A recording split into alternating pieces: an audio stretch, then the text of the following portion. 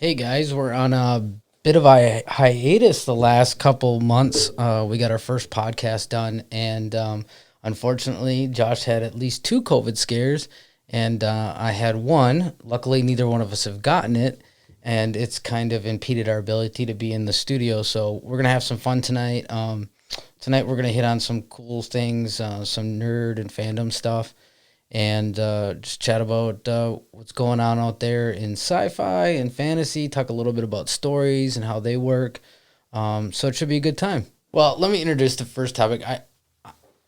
I know we talked about doing this podcast. One of the things that I talked about was I'm really interested in how storylines work. And funny thing, we were both watching Firefly at the time.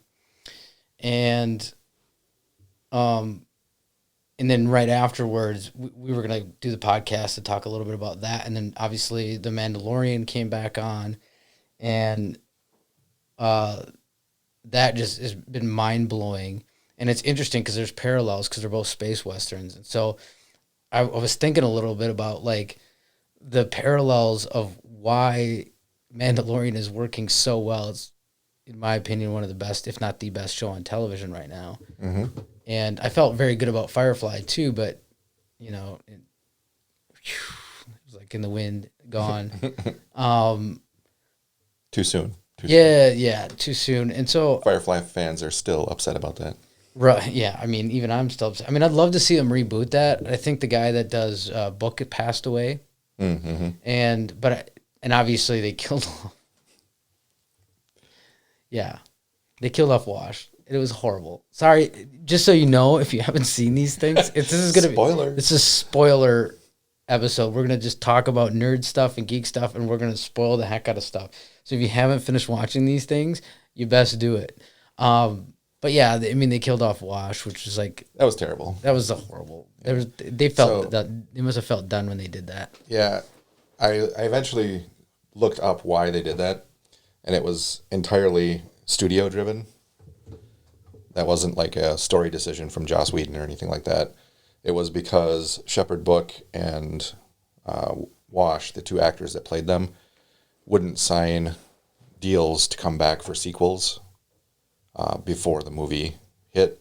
And so they were worried that if the movie hit and it was a big smash success, that they would then negotiate much higher contracts. So the studio basically said, it's too much of a gamble, so we're not going to go forward with the movie unless you kill their characters off, essentially. There you have it. Bureaucracy at its best. And I want to hit on that a little bit about like how studios, and that's another reason why I think Mandalorian's doing so well. I was watching a video, and they're able to keep the costs down on Mandalorian because of all the contemporary technology. And I think that affects how they can focus on the story, and they don't have to worry about things that are bureaucratic as much because it's cost effective. So one of the things, and if you haven't looked it up, go ahead and Google the LED panels that they're using for Mandalorian.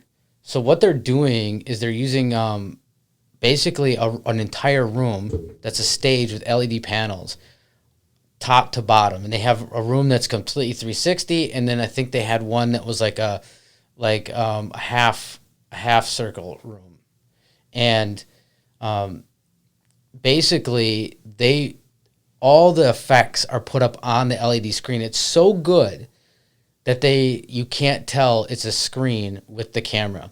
So the special effects people, instead of doing it in green screen, which is a pain and having to do all kinds of extra stuff, they basically build the scene up, and then the director says, bring the sun down a little bit. And so they add a little orange, a little purple. They actually can move the sun. And they say, bring in the spacecraft, and then here comes the spacecraft behind the person. And not only that, they can get the perspective because you have your character in the middle, and then the camera follows. And if you just had a flat scene, it doesn't make any sense. But as it moves, you can make the sun move or trees behind it move just enough to get the accurate perspective that you would get if it was in real life. And in fact, it's so good, apparently, like some of the, you can actually walk right into it because you don't even know it's there. Sure. So they do all of it's done in real time now, and it's make it cost effective. And I think it's helped them focus on storyline. Sure, yeah. Yeah, that's one of the things that always makes bad green screen stand out, is that in the background, the green screen shot doesn't move appropriately with the camera, or so the angles basically like don't match up to what they should, and it's one of those things that your eye can detect it. You maybe don't notice exactly what it is, but something just looks wrong about it. Mm-hmm. And so that is one of the things that helps get around, or at least it's a lot less work to do that, to make it all right. Right. And so if you think about instance, there was this obsession in the 90s, and a good point to that is George Lucas himself. That technology I was talking about actually is by ILM, Industrial Light and Magic. And George Lucas himself was obsessed with CGI when he did episodes 1, 2, and 3. Mm-hmm. I mean, he went back and did the original episodes and added CGI, which is fine. I think so. Most of it didn't bother me. But I don't, I was too young to remember the originals in the theater and stuff like that. So I didn't have that attachment to 4, 5, and 6 in the way that other people did. But so the CGI was fine to me. But then he almost, the storyline wasn't as effective as the CGI in 1, 2, and 3. Sure. And that bothered people. Because the simplicity of 4, 5, and 6, just going out in the desert, putting up some buildings and doing some stuff. I mean, I remember when I heard about how they did the speeder, the technology, they actually rubbed Vaseline on the camera so that you couldn't see the wheels of the speeder, so it looked like it was floating. Mm-hmm. And it was brilliant. I mean, it worked in its simplicity because you focused on the storyline and people loved the story. And I think the story came back a little bit with like Clone Wars, where everybody's like, okay, I can understand Anakin a lot better now, Mm-hmm. And but the CGI was the focus, and it happened in so many movies. And then 7, 8, and 9 was so CGI heavy. Compare that to The Mandalorian, which is so story heavy. Right. Yeah. And people clearly love The Mandalorian more than 7, 8, and 9. And yeah, so I think that those are some of the changes, and I think that also how much it cost with Firefly early on, because that was a great story-driven show, but there was a lot of technology that went into it, which the studios didn't do a lot of back then. I mean, even if you look at something like Star Trek in the 90s was very campy when it came to technology. Mm-hmm. Got a little better with like Deep Space Nine, where they tried to do some stuff like that. But I mean, if you think about like, TNG, a lot of that was done in small studio stuff. If you rewatch those episodes, it's you have the bridge and your hallways, and the storyline builds that very, very much. And then all of a sudden you go to Firefly, and there's a lot of cool things that happen in Firefly, and they beef that up. But obviously too, we understand that they put the episodes out of order. And we were going to the binge watching where people are actually going to Best Buy. This is before Netflix and all that. People were streaming. They're going to Best Buy at the end of a season and buying whole seasons. In fact, they canceled Family Guy and then found out that people were buying all their videos, the entire disc sets at Best Buy after the seasons were over when they came out, and then they brought it back. Mm-hmm. And unfortunately, Firefly was so expensive that by that time it was very hard to bring it back. It's not like a cartoon like Family Guy. And that happened kind of around the same time. So there's other factors that had nothing to do with it. But what do you think makes Mandalorian work so well? Well, I think that it's really, there's basically 3 elements to any good story. There's character, setting, and plot. And if a story is going to work, you have to have, at the very least, you have to have one of those things be really good. Ideally, obviously, you'd have all of them be good. But I think Mandalorian has really hit with character. They've got really good characters. The plots have been okay. They're at least solid for the most part. They're pretty standard. They're not anything like mind-blowingly new or anything like that. And it kind of follows that tried and true pattern of an old Western style show. So this is ground that has been covered and it's been tested. So it's not really innovative, but it works. And then the setting they nailed pretty well, I think, where it feels like Star Wars. which is a problem that some of the newer ones have had where it didn't really. Yeah, the over CGI really kind of. They make for good movies as movies, but they don't make for good Star Wars. Like when I watched Episode 8 again, I was like, as a standalone movie, I can see how this is pretty good. But as a Star Wars movie, they wrecked the characters, they hurt a lot of things, and then the overdone with CGI, it was just too much. Yeah, I think in my opinion, each of the new ones has its own unique failings, if you will. They all fail for different reasons, I think, for the most part. And with 8, to me, the primary failing, this is all my opinions and whatnot, but the primary failing is that movie was made with the intent of making a blockbuster movie rather than making a good movie. They don't know what a blockbuster movie is anymore. Right. That's a pretty common, actually, a common thing in movies and also in games and stuff like that now too, where they're more focused on hitting all of the market points than they are on making a good story. And so story tends to take a second place or a back seat to appealing to the right demographics and a lot of times doing something safe. So basically, like with 8, you essentially get a complete retread of 4. It's just 4 told over again in a slightly worse way with better graphics. You mean 7? No. 8? Yeah, 8 is... Or yeah, I'm sorry. I do mean 7. Yeah. Yes. Sorry. Yes. I got the numberings wrong. I suppose 7, which honestly was, I think, significantly better than the other 2 out of the new trilogy. Yeah. Because we're just excited.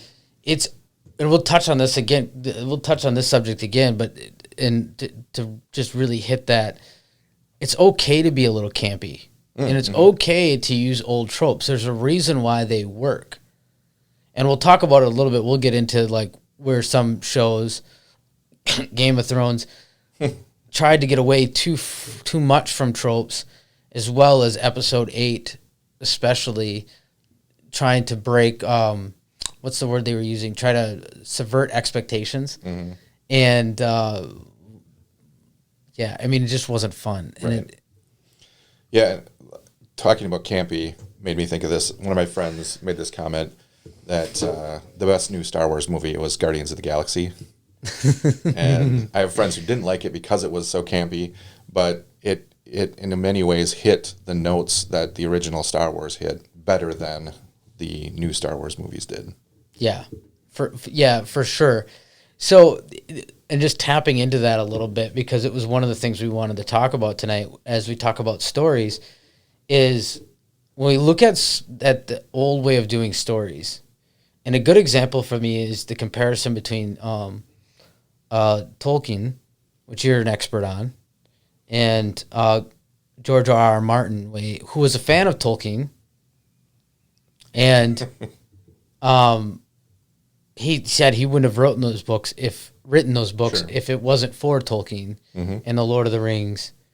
But it's funny, I've also heard him in interviews. George R.R. Martin says that his favorite character is Boromir. And it feels like that's all the characters in his books reflect Boromir. It seems. Yes. Huh? Boromir. Is it Boromir? Yeah. Boromir would be somebody else. Is it somebody else? I'm imagining a modern bro version of Boromir. Maybe. I'm terrible. It's all right. I have never read the books. I've just watched the movies. That is terrible. I've read The Hobbit. I'm severely ADD, and I realized finally why I could not get through The Lord of the Rings as a book. And I asked another person who has ADD, and they said the same thing. I read The Hobbit, and then they started on The Lord of the Rings, and it's 75 pages to build up or something like that? At least it's a huge book. Yeah, and it's the build-up that killed off anybody who's got ADD. We're gone. The movies though were great, and I mean that's why I'm terrible with names like in the Lord of the Rings and some of the stuff that you would be better at. I'm far better with Star Wars and Star Trek, but the Boromir was the character that was probably the most like George R.R. Martin's characters. You very much see both sides. You see the humanity of the person. You see him tempted by good, also tempted by bad. And then he dies a good death, but it's a shocking death in you know, I think it's shocking death in the books. I don't know. You would know. It's shocking death in the movie. And that's kind of there's so much of that fills. It's like he took that and he filled all his books. You're like, you love these characters, and then boom, they're dead. And so he took this one small thing that Tolkien did to subvert expectations and be a little bit idealistic, or realistic. You know, much of his literature is idealistic. His characters are ideals of certain things. And then all of a sudden, you know, George R. R. Martin takes that and runs with it. He's subverting every expectation. Which is great, and it worked in his books, and people were happy about that. But it worked in the TV show, but it's not something that can be rushed. And not only that, it was so new that it had to work in such a good way. And then I felt like Star Wars tried to do the same thing. And that show was at its height when Star Wars came out, and the idea of subverting expectations became a popular thing, and getting rid of tropes and our hero complex, like the way we want our heroes, like it was kind of gone. The heroes in Game of Thrones are all anti-heroes, right? I mean, they're just not. There isn't a person that's like 100% good. And then, sorry if you have not watched Game of Thrones, I'm going to spoil it for you. The main hero, the Targaryen, Daenerys Targaryen. I'm losing my train of thought. Sorry, I had a Joe Biden moment there. It's a joke. It's not. Settle down. I make fun of Trump too. She had that moment at the end where her character that you love throughout the entire series was like gone. And it wasn't like the Red Wedding, because in the Red Wedding, you love those characters. You expected the Starks to be up and up and to be the heroes of the whole situation. And it was shocking and subverted expectations, but it wasn't, here's our expectations over 7 or 8 seasons or whatever it was. I don't remember. I think it was 7 seasons that they finally ended it on, but like whatever it was. And then you do that. It's just horrible. So I'm rambling a little bit, but what's your opinion about that versus the old way of telling stories and the new way of telling stories? And while you're talking, I'm going to go ahead and open this Forged Oak bourbon. If you're not a bourbon fan, this won't mean anything to you, but this is, you know, a pretty rare bottle. I got the 15, 20, and 25 year Forged Oak bourbons. They're all labeled different names. Essentially, they found random barrels backstocked that they felt were aged too long, and I happen to love them. Stuff is very woody.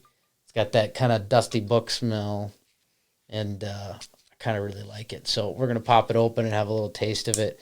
But tell me a little bit about why you think stories have changed and how that's affecting how we look at stories and everything. So when you look at Tolkien and Martin, you can see kind of archetypes of two different views of humanity. And they reflect how our societal view of humanity has changed.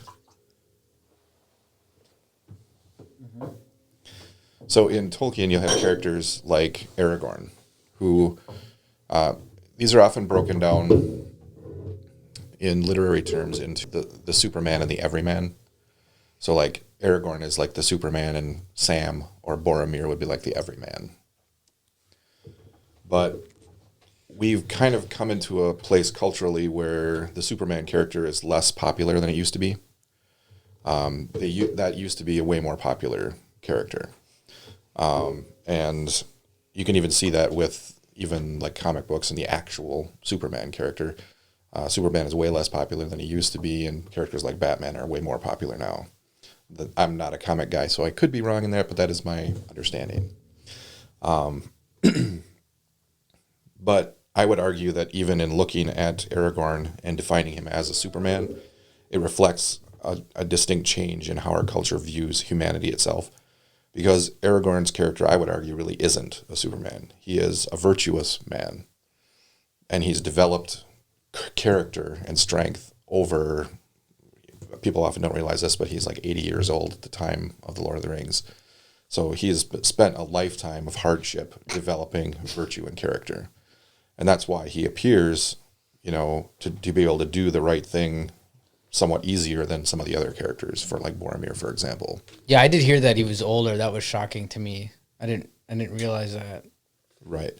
And that is the embodiment of kind of a much older classical, kind of even Aristotelian philosophical view of virtue, that the more you practice virtue, the easier it becomes. So Aristotle had like this scale of virtue, and he would say, if you're down here and you're like a vicious person, it's almost impossible for you to be virtuous. And it's very easy for you. In fact, it would be hard for you not to engage in vice. Most people aren't quite that low, be somewhere in the middle, where it's a little easier to avoid doing terrible things, but it's still difficult to not to do the right thing when it's hard to do it. But then once you've built the habit over years of life and discipline, it gets to the point where it's easy to do the right thing for the most part, or it's much easier than it would have been anyway. And that's kind of what Tolkien would have been writing in. That's the view of the world that he had. But that view has basically kind of been lost in our culture, where we don't really think that's possible anymore. And so it strikes us as unrealistic to have a character like that. And so in the end, we end up getting, Martin-esque characters where basically everyone is fatally flawed, or almost everyone is fatally flawed. Which is realistic, but it doesn't give us anything to aspire to. Yeah, but is it really realistic? Well, probably not, because if you look at society, not everybody's as fatally flawed. He hyper accentuates. Right. It's what's the word I'm looking for? Hyper accentuates the character flaws of the people that are around him. So they've got fatal flaws, but the fatal flaws run everything about them. Mm. But the problem is, all his characters, whether it's sexuality or vengeance or that one thing that happened in their childhood, it determines and runs everything around them. And the reality is, it's just never that simple in real life. Mm-hmm. But it's interesting that you said that, because I never thought about that till now. I mean, I've just kind of always thought of them as almost realistic, but they aren't really. And that is, it has to do with the way that they view the world too. You could call it the Martin-esque view of the world. Is there's maybe, and I'm not a super big Martin fan, so I don't know everything. I haven't read all the books and stuff. I haven't read the books. I just watched the shows. There's really only one character, maybe two, who are truly virtuous, honorable people. That's Ned Stark and maybe Jon Snow, maybe the eldest Stark brother, Robb Stark. Mm. And all of them, except maybe you could make the argument Jon Snow, but all of them basically die because the world is so vile that the virtuous can't survive, essentially. Basically, their honor is what gets them killed. Yeah, that's very Plato-esque. Yeah. And so that really is kind of the view of the world, that virtue can't survive. It's the world itself favors evil so much that basically, if you are really a good person, you're just going to die. Yeah, and that's what Plato actually taught. That he talked about the just man. I think he was speaking about Socrates, and he talked about if there was a truly, I think it was just, but I think if he was a truly just man, they would drag him out to the center of the city and tie him to a pole and kill him. Essentially, what they did to Jesus. Right. Yeah. But Plato's story doesn't have the belief that we believe as Catholics, as Christians, that Jesus resurrected. Sure, so yeah. Socrates was not resurrected. For Plato, after Socrates is killed, there's no hope in his message, really. Essentially, he desired that these just men be leaders and stuff like that, but the way he wrote, even the allegories that he wrote, were all that, this is what we would aspire to, but we're not there and we can't get there. Mm-hmm. And so he doesn't have that hope. But when we read the scriptures, we have that hope. That, and I guess Jon Snow, he was resurrected, maybe embodies that a little bit. But then at the end of the show, he doesn't amount to anything anyway. They did. If Jon Snow would be the representation of Christ in the show, it would be that. What's that theology? Is it deism, where it's like, or theism, where the God is far off? Deism, yeah. Deism, yeah, and that's would be what it would be. It's like he's resurrected. You put all the hope in this character through the show. He's one of the characters that you put your hope into, and then he rides off into the sunset, never to have effect on the main world again. Right. In fairness, Martin didn't write the end of the show, so we don't know what his vision of it would be. We don't know, but apparently he influenced the and it could change. But as the show goes, that's not a character that we can see that embodies that Christ-like. And the reason I keep saying Christ-like is, of course, we're Catholic, and obviously the show wouldn't be the sacred, and the mundane without the sacred. Sure. So, but I think that's an important role that we have, because for me, when I look at stuff, it's like you kind of want that Christ-like figure. That's the hope that we hold out. Right, and that's an important point, just in terms of talking about story and what makes story good. And there, of course, are a wide variety of different types of stories. Not every story is going to be like an epic, Sure. Most of the stuff we're talking about, it kind of fits into that epic genre. But I'm not a short story person. the elements that make up that type of story have been... There's actually a researcher who wrote about this, Joseph Campbell, and his work has inspired a lot of modern storytelling from that time on. But he did a work called The Hero of a Thousand Faces. And basically what he did was he looked at epic legends and stories from all different cultures, and he identified common elements of them. And some of those elements are what we would essentially call Christ-like elements. So you could, and there's multiple ways you could go with that, like, Campbell, I don't think, was a Christian or anything like that. So you could take that to say, well, Jesus is just another one of these archetypes that, happens across different cultures. But you can also look at it the other way and say that Jesus actually is the fulfillment of these archetypes that have echoed across all cultures, that we have essentially always been looking for that figure, waiting for that figure. And there's something about that type of figure that resonates with the human soul. So do you think that as a society, we believe as Christians and as Catholics that societies and our faith is important to how we view society? So do you think that if they take that Christ-like character out of the stories like they have been, that that these shows that people are watching that have taken that kind of out are affecting how people look at society and culture too? Is it changing our culture and for the good or the bad? That would be a hard argument without thinking about it more to really say which way it's going, whether that is impacting our culture or whether our culture is impacting that, and maybe it's both. Maybe it's a self-reinforcing cycle. Chicken or the egg? Yeah. I'm not sure which would be the case there. But there's certainly a parallel. Oh, yeah, for sure. Definitely. This might partially just be because I'm obsessed with philosophy, but when I went and watched The Last Jedi, Episode 8, my overarching impression when I was sitting in the theater before I got out and talked to anybody or anything like that, there was two things. One was that I just thought it was kind of boring, actually. And the other was that it struck me as very postmodern in the sense that it was trying to strip meaning out of everything. Yeah, something was hitting me that same way where it was like I could feel that something was off, but I couldn't put my finger on it because I don't have the philosophical background you do, but I couldn't put my finger on it. Something was off. Sure.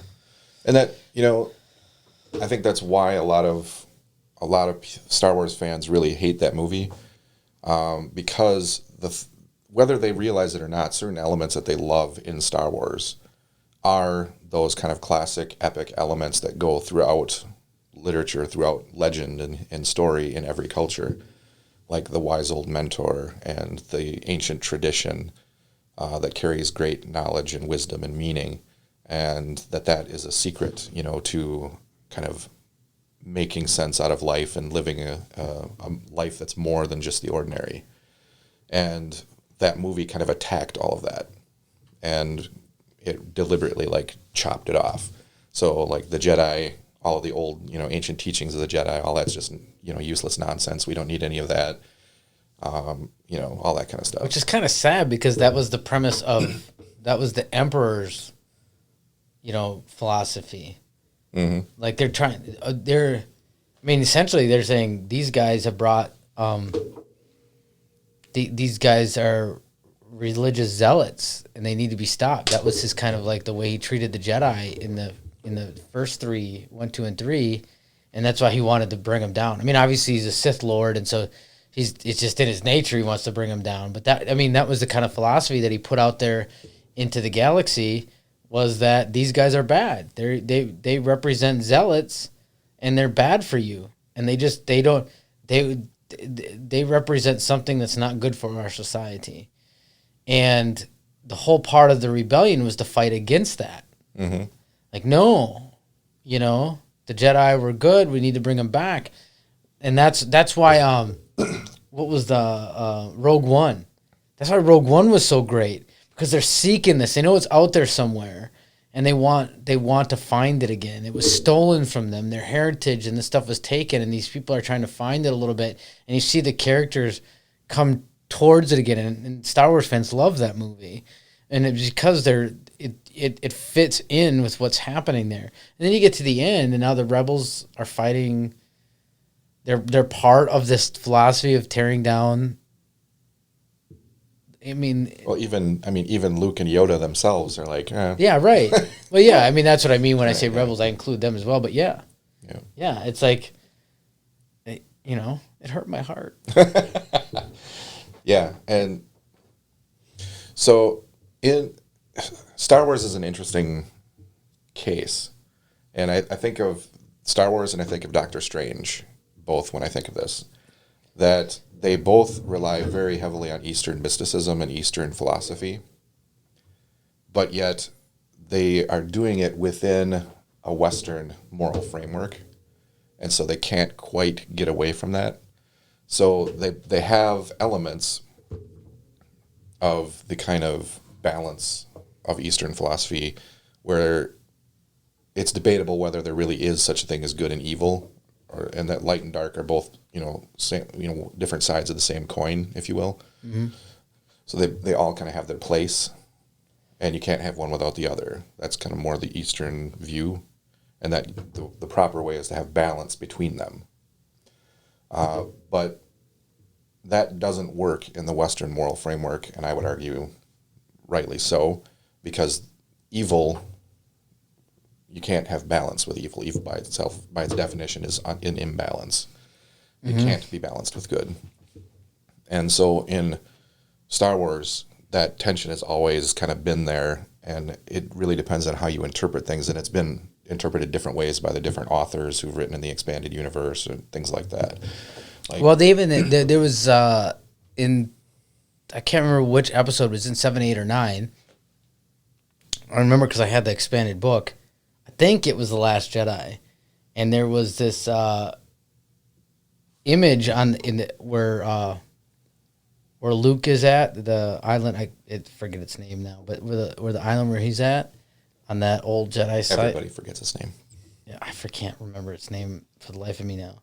But there's an image, and it shows a Jedi, and he's sitting in a pose, and he's got the lightsaber in the middle, and the one side's black and one side's light. And they didn't do anything with that. Mm-hmm. But the idea was, when I read the book, the ideas that they were thinking about was finding that balance between light and dark, or something to that effect, in kind of like that yin and yang spiraling together. But listen, they've already dealt with those tropes a little bit. I mean, that's the whole idea of the purple lightsaber, was the Jedi Knight who was able to use Sith skills, but not let it overcome them. Sure. And that was Mace Windu. Right. And this is maybe stepping a bit far afield from the pop culture into the philosophy, but one of the core questions that you have to ask is, and this actually, I guess, is relevant because it comes up in The Mandalorian, is the idea of attachment. Mm-hmm. And specifically desire. So in Eastern philosophy, and particularly Buddhism, desire is seen as a bad thing. Desire is the root of all suffering, because suffering essentially is unfulfilled desire. So if you desire something, you introduce suffering. But on the other side of that, to truly live without desire means that you have to live without love. And what does that mean? Is life worth living at that point? Is that good still? Or has that become evil at that point? And this is a balance that has always been kind of questionable in Star Wars. And there is a valid point where I would agree with the Jedi in that attachment is not necessarily the same thing as desire, because in attachment you fear to lose. You don't necessarily fear to lose with desire. And it's the fear of loss that becomes a problem, because it's ultimately, in desire, in love, for example, your desire is focused on the object, not on yourself, if it's right and good love. But in attachment, the focus becomes you and how you feel, because it's not about the object anymore, it's about how the object makes you feel. And that's where the fear of loss comes in, because if you fear to lose it, then that is more about you not wanting to experience the emotional trauma or the emotional pain rather than the good of the other thing, of the object. Right. And so as you mentioned, in The Mandalorian, we see that with Grogu. It's exactly what, it was such a beautiful, this is obviously spoilers, but when, breaks me a little, I'm a huge Star Wars fan, and when Ahsoka, she's like, I've witnessed the best of us fall to this. She's talking about Anakin, her Jedi Master who trained her while she was a Padawan. And I haven't watched the Clone Wars all the way through. I've only been getting through the first season because I never watched it before. Now I'm watching it with my little boy who's absolutely loving The Mandalorian. But that was what she said. She says, I can't train him. I think no doubt, too, because Ahsoka's it would test her as well because of her attachment to Anakin. And so it would test her emotions. I think maybe that's probably a little bit there too, if somebody were to explore that. But that was her concern about Grogu, was that he's attached to Din Djarin, the Mandalorian, Mando, as people are calling it. So Baby Yoda, Grogu.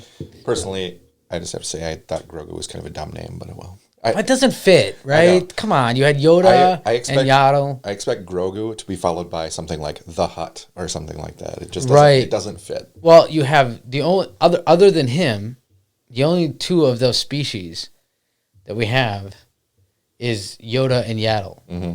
Those are the only two that have appeared in the entire canon. Now, we know there's a whole planet somewhere, but they haven't been really talked about. Mm-hmm. Hasn't been explored. And so then they name him Grogu. It's like, no, you need a Y, bro. Right. Like, don't you know this? Obviously, what are the chances? Grogu just sounds like a Grammorian guard or like a Hutt or something like that. It doesn't sound like whatever Yoda species is. Yeah. Yoda. Even if it wasn't a Y, you could come up with something that sounds right. Yeah. But that's essentially, I mean, that's going to be Grogu's tough spot, right? Mm. And I read I saw this on TikToks. Man, I'm obsessed with TikToks lately. So if you want to, it's Johnny EC or Johnny Catholic on TikTok. If you want to see my stuff, it's mostly Catholic apologetics. But I touched on this little Star Wars thing.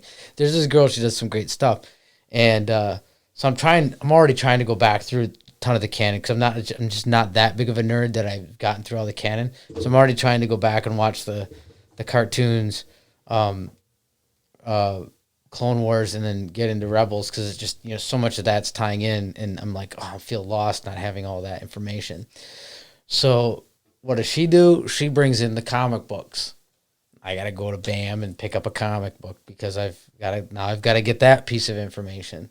And by the way, you don't need to buy comic books. You can get subscription. You can read them all for like $10 a month, and then just cancel your subscription when you read them all. So I won't be buying any more. I've got the subscription, but there's this wonderful scene in one of the Vader comic books in Dark Lord of the Sith from the 2017 comics where he's meditating and Darth Vader's meditating and all this kind of dark stuff's around him. It's all red and black, and then there's blue butterflies all the way through. And we've seen something similar when Grogu's meditating in the last episode. On top of the mountain, on the rock that Mando can't get to. And as he's meditating, they come out and they're I don't know if it's butterflies. I'd have to rewatch the episode. But she points out that they're very similar and have a similar thing. That, here the butterflies almost represent that little bit of light that's still in Darth Vader. Mm-hmm. And as we see the butterflies come to him, it's this, or whatever they might be, the blue whatever that came to him while Grogu's meditating, the possibility of that being the light coming to him. So he's more affected by the light.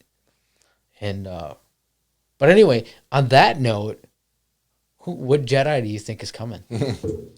So I know who I want to come, but I'll let you go first. I would hope that it would be, if I were writing it, it would be Luke Skywalker, because right now is when he's doing the new Jedi Order. He's kind of starting out training people and stuff like that. Kyle Katarn would be a good option. I haven't watched Clone Wars or Rebels, so I don't know. Who's that you just mentioned? Kyle Katarn. He was one of Luke's new Jedi trainees. He featured in some of the games. Oh, okay. See, now stuff like that. Josh is a bigger gamer than I am, and so you would know that. I that's the hard part, because there's a lot of storyline in the games, mm-hmm. and I'm hearing people talk about who characters from the games, and I don't know any of these characters, so that's why I don't know. I haven't played the games. Right, and obviously with Luke Skywalker, the question would be who could play him, because Mark Hamill's so iconic. But I don't remember the name of the actor, but I saw a picture side by side, and I almost couldn't tell. It's the guy from the Avengers. Yeah. Yes. Yeah, it was Bucky Barnes from the Avengers. Right? Bucky Barnes from the Avengers, a Winter Soldier. Yeah. I can't think of his name either.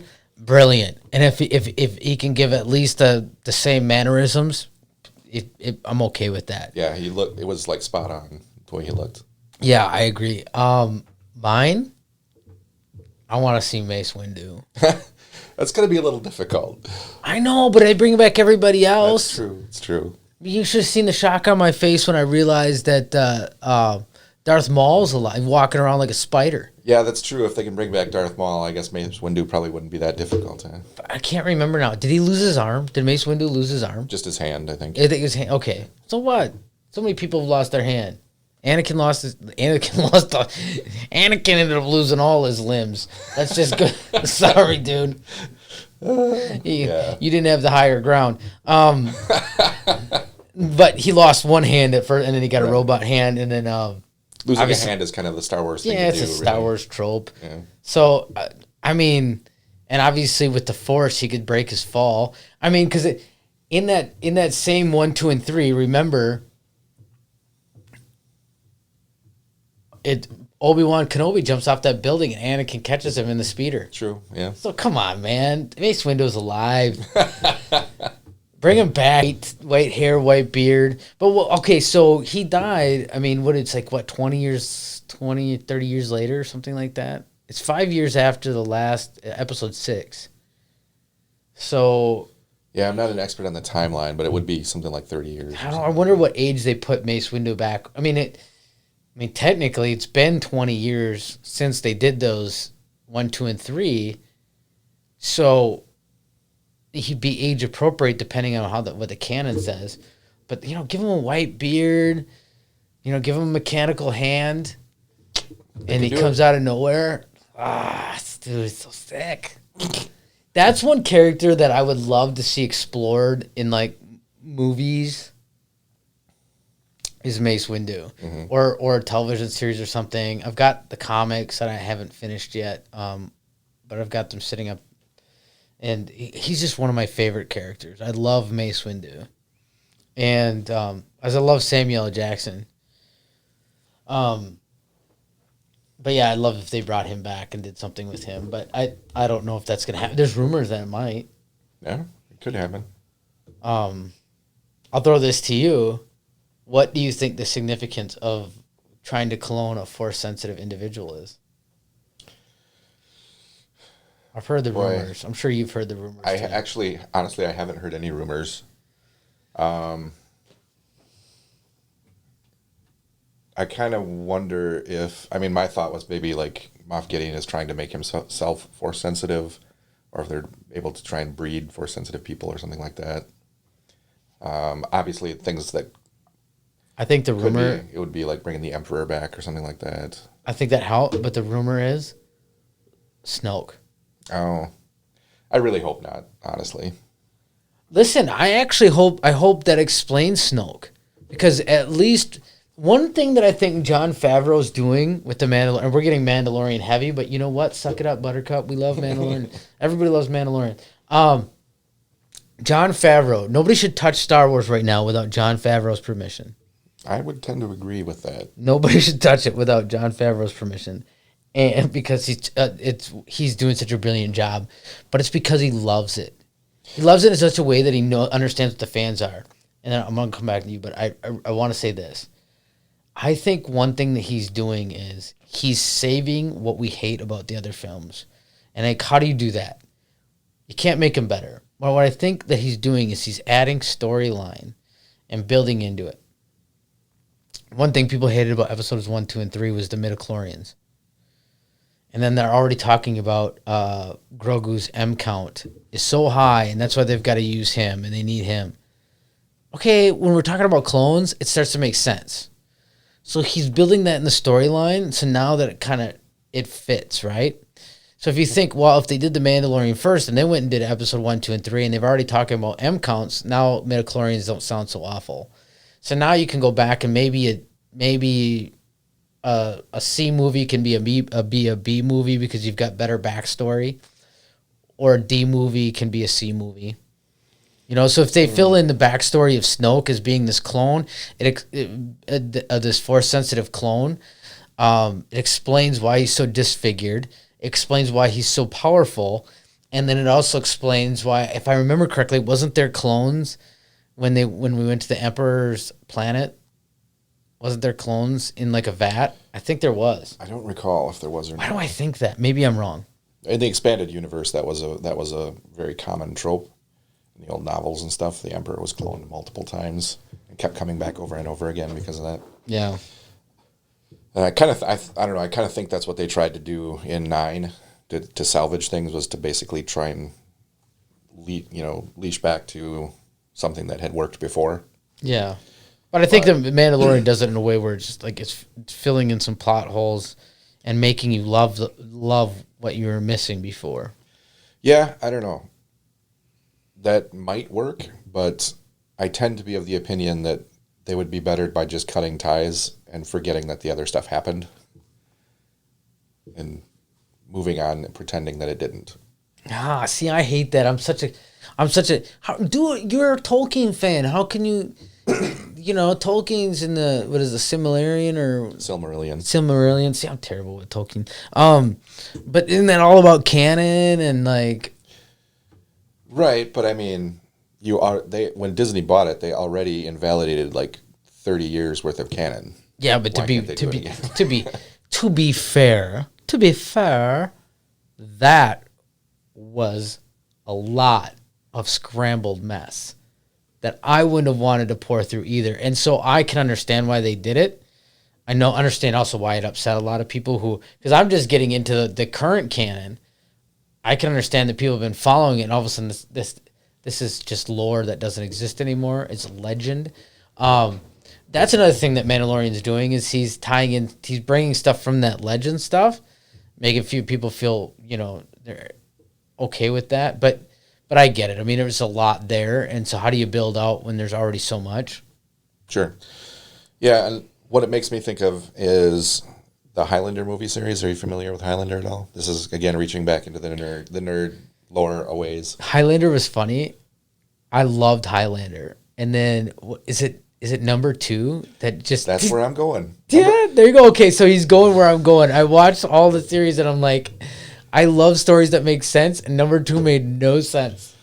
The second Highlander movie was so bad and so absurd that they basically just pretended like it never happened. And they made movies after that which completely ignored everything that happened in the second one and just pretended like it never happened. And it worked. Everybody hated the second one anyway, so there was no point in trying to keep it around. Okay. But try doing that with Star Wars after they already... But yeah, okay. If I'm honest, I don't think they will do that. That's just me, my wish fulfillment going on. So I'm just looking up the Snoke thing, if there was tanks, and I think there was. In from what I'm seeing, I thought I remembered that. And there's pictures of the tanks, and I thought that it was on that planet, which I forget the name. Again, I'm a nerd, but I'm not like such a nerd where I have the names all down. But yeah, I'm looking it up, and I think there was a tank on his planet. And then we seen tanks when he was on when they go to destroy that facility on that planet. And there was tanks with the clones that they used from the blood of Grogu. So I honestly think that's where he's going with it, which I'm fine with, because if they're going to keep 7, 8, 9 in canon, it fills that story. And then I actually can if I can watch those episodes and understand who Snoke is, because that's one thing that ticked me off. Who's Snoke? J.J. Abrams and his mystery boxes can go straight to hell. Because, let's face it, mystery boxes was what ruined the TV show. What was the TV show? Another Joe Biden. Lost? Yeah. Yes, the mystery boxes that wreck. I'm having such a... I need to maybe stop the whiskey, but... So, my take on J.J. Abrams is... obviously, the mystery box thing, everybody's familiar with that. But the biggest problem there, I think, is that he doesn't even know what the solution is when he creates the mystery box.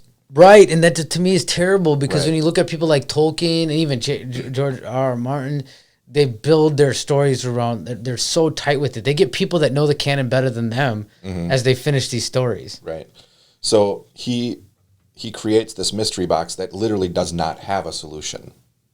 There is no solution. He's just doing things that, this would be cool. Oh, that'd be cool. And he throws 10 of them out there, and he may not even answer 10 Right. of them. This would make it more mysterious. That would make it more mysterious. But none of them actually fit together in a coherent whole.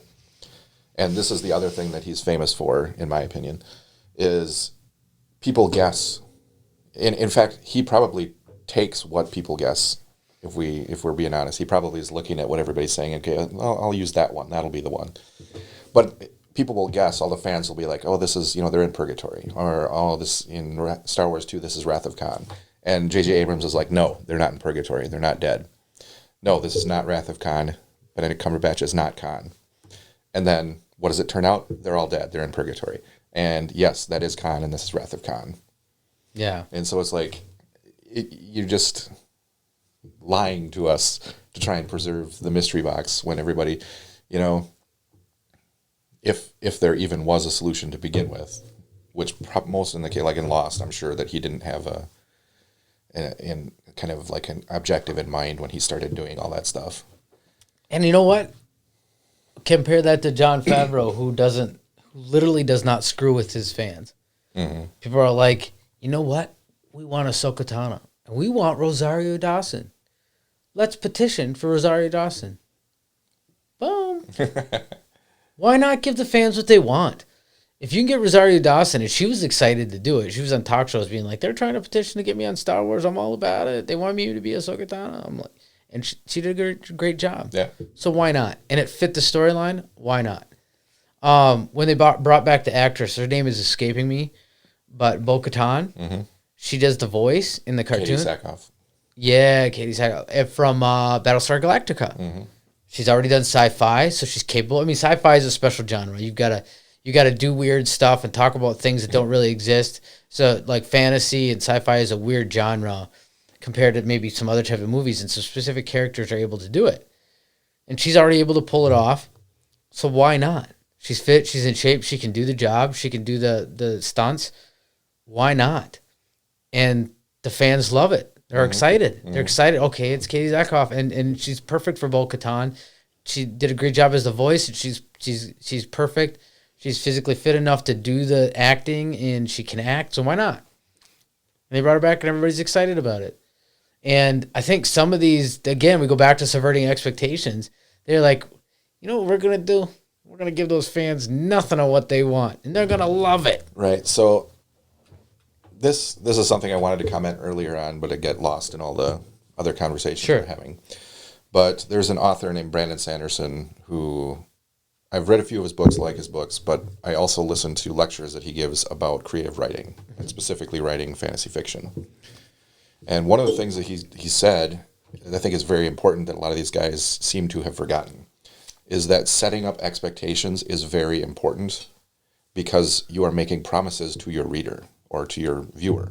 And if you don't pay those promises off, they feel cheated. And he gives an example.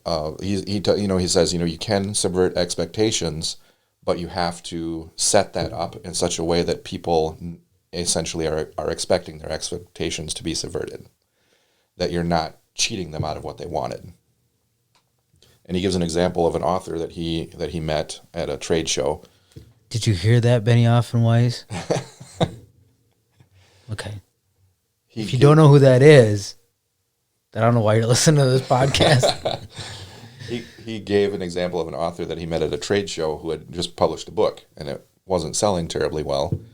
And Sanderson had read part of the book, but not read all the way through. And he said, well, I started reading it, but I didn't. It wasn't what I was looking for, so I didn't get all the way through it, because it starts out like kind of your typical fairy tale fantasy story, following all the tropes and everything. He's like, I just wasn't into that at the time, so I didn't read all the way through. And the guy's like, no, that it starts out that way, but halfway through it totally turns all that on its head, and it subverts all those expectations. And he was like, oh, okay. And he came to the conclusion that what happened, and that guy's book basically didn't sell. And it didn't get good reviews and stuff like that. And what happened was the people who started reading it, liking it, because they wanted a traditional fairy tale, got pissed off when they hit the halfway point and all of the stuff that they were looking for vanished. And they started getting stuff they didn't want. But all the people who would have liked the flipping of expectations never made it that far to begin with, because the promises that the book made early on didn't lead them into the expectation that they were going to get what they wanted out of it. Makes sense. I mean, people could be like, well, I want this. And the people that may like subverting expectations, it's really hard to build a story around them, because right. Even if you like the subversion of expectations, you're any human being is going to have expectations. A leads to B, B leads to C, C leads to D. So when you start building up a story, they automatically think it's going to go that way, and they're like, wow, this is just another story. This is another, whatever. It's just like that story, or just like that, and so they're gonna think that it's going that direction, and then and that that becomes the problem, right? And you can't win, and I just think it's a bad way to go. Yeah, and I think The Last Jedi is kind of the poster child for this, and obviously Ryan. We really hate The Last Jedi. Rian Johnson has gotten a lot of hate over the last couple of years. I don't care if that guy ever directs another flipping movie, man. Get out of the business. I've seen one other movie that he did, and honestly, I didn't think it was that good either. But which one was that? Knives Out. Nice. It's kind of like a murder mystery in the old style. I haven't seen it, but if I saw him on the director's poster, Anyway, what I was going to say is that I think it was just executed really badly in Last Jedi 2 or I should say also, because he made such a meme out of subverting expectations that it got predictable. Later on, I can actually remember later on in the movie thinking, okay, this is what I would normally expect to happen here, so obviously what's actually going to happen is going to be this instead, because he's going to flip it. And it got to the point where you could literally predict what was going to happen because you knew he was going to try and subvert your expectations. He did it so often. Yeah, I remember that. You know, another thing that I hated about that movie is it was almost too overtly comical.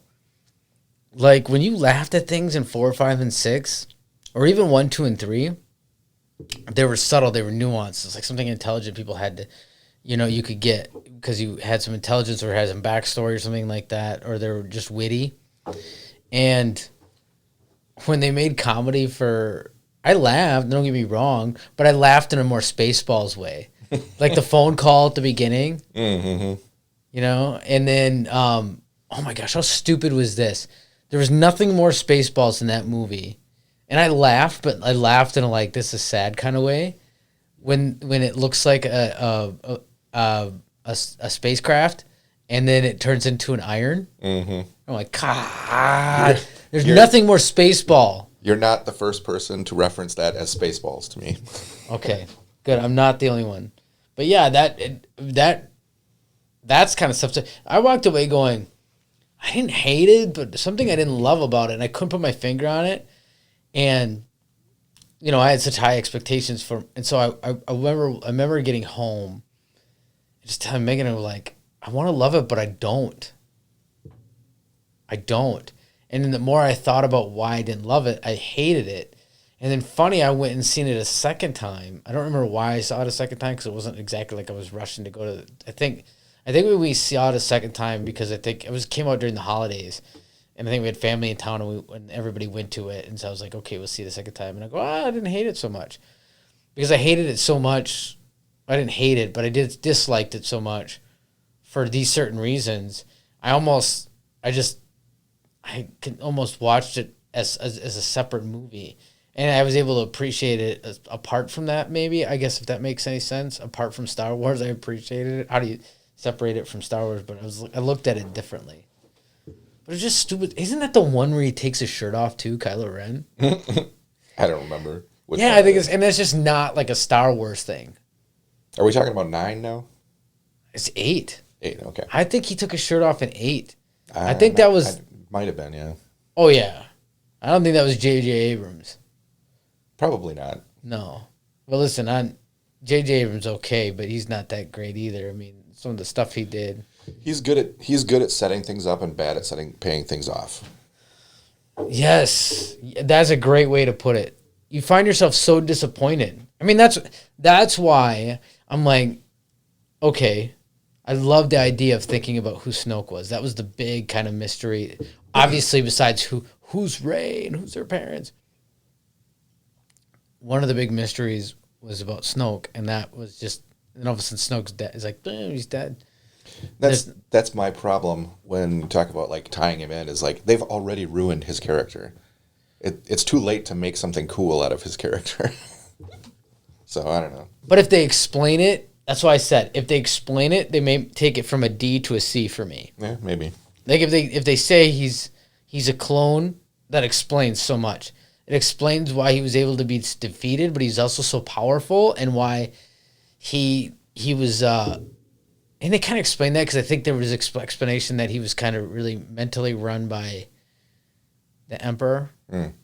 So Snoke to me illustrates, and there's actually a tweet from Rian Johnson that I remember coming out that when I saw that, I was like, this is going to be bad. And it was after episode 7 when all the fans were speculating about who Snoke was and who Rey's parents were and all that kind of stuff. And it was like this firestorm of everybody tweeting about it and everything. And Rian Johnson tweeted and basically said that Snoke is just a plot element. And That's actually like one of the cardinal rules of writing, making good story and stuff like that, is your characters can't just be plot elements, because that leads to unbelievable flat characters that nobody cares about. Your characters have to have life beyond the plot in order for them to be engaging and real. I mean, that's okay. So that's my point, right? So what if he is a clone, and then they develop him more about how he got to that position or whatever? They develop him as a clone. I guess there was a vat of many of him. Maybe I'm still questioning that because I'd have to go back and watch the movies. I'll be honest, I wasn't eager to like rewatch all of them. I watched them in the theater and then I watched them at home, and so I've seen them twice. But I think but if they explain him and then they give him a backstory and then they tell his story up to that point, it may give it purpose. It's possible, yeah. It may give it purpose. Like, if you could go write Lost again, like another Lost, and I never finished that series because it sucked so bad. Which I'm glad, because I heard it was disappointing. I think it ended like it was a dream or something. Basically, it ended where they were all dead, and some of them had not moved on yet. Again, I didn't actually watch the ending either. This is just what I read about it afterwards. Yeah. And so it was like they were going through the process of accepting and moving on, and the last ending was the last of them. But it didn't. There's so much it didn't explain then. You know, there's just so much that doesn't explain. True. So my problem with that, okay, so if you could go back and maybe you could put some filler and explain some of the mystery boxes. I'm not sure that it would make it worthwhile, but it might make the show a little bit better that they're investigating some of that. Well, I mean, I don't know if you could with that, but I mean, that's just an example of dealing with J.J. Abrams' mystery box approach. Is that it's just not things you can leave hanging. People have expectations that this means something to the story, right? Mm-hmm. Let's use Tolkien, for example. Tolkien, he writes in the story, he gives them these cloaks. And they end up using it. Right. It means something. There's a significance there. One thing touches the other. There's a very simplistic point of view from a popular book, but it means something. And the reason I actually use that is because I think that you don't see them really getting those cloaks except for in the extended version of the movies. Sure. So it never made any sense to me. I'm like, how are they walking past them? I can see them. They've got a wool cloak over them. It's just a gray wool cloak. What are they? I didn't know it had powers. Sure, yeah. Because it wasn't explained well without the extended version of the movie, which I'm assuming it's in the book. It's explained that they're gifted this. Right, okay. So that's my point, right? You lose something when you take these things away. And if you don't answer them at all, they go sour. Yeah, the principle that you're talking about is referred to as Chekhov's gun in like playwriting and script writing in general. That's why we bring Josh here. He knows more than me. I know a lot of useless stuff.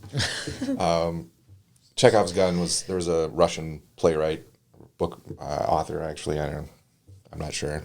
My weakness is showing, but he made the statement that if on page 3 you show the audience a gun, by page 10 or whatever, somebody needs to be shot with that gun.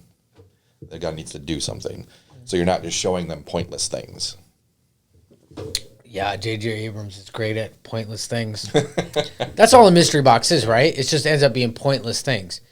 Like Ray, that whole thing and maybe J.J. Abrams was smartened up and he was going to answer all these things. That's another thing that I'll hit on at this point. Maybe he was going to answer all these things and then they gave it over to dipshit. I'm sorry. But I just don't like that director. Anyway, he takes it over an 8 and it doesn't go the same direction. And he actually undoes. He doesn't just hate Abrams' mystery boxes. He undoes them. He like it almost with an intentionality. And when you say you could predict a movie, I could predict it with the almost intentionality. Like when J.J. Abrams set this up, and he's just gonna, it's meaningless. It's meaningless. It's meaningless. Blah, blah, blah, blah, blah. Right. And I think that says something to how stupid was it that they did. The same director should have had all three movies. That was Disney's first mistake right there. Mm-hmm. But because originally they were supposed to have 7, 8, and 9 were each have their own director, and I'm like, that's just dumb.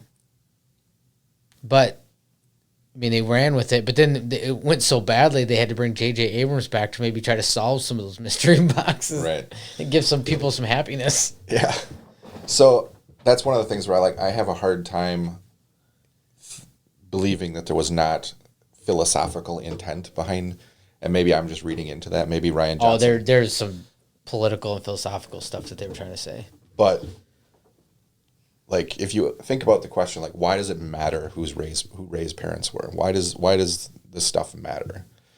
It actually is important, even in the larger question of just what story is and why stories are important, that kind of thing, is because that's where we get our identity from. That determines who we are. The story of where we came from is a big part of who we are.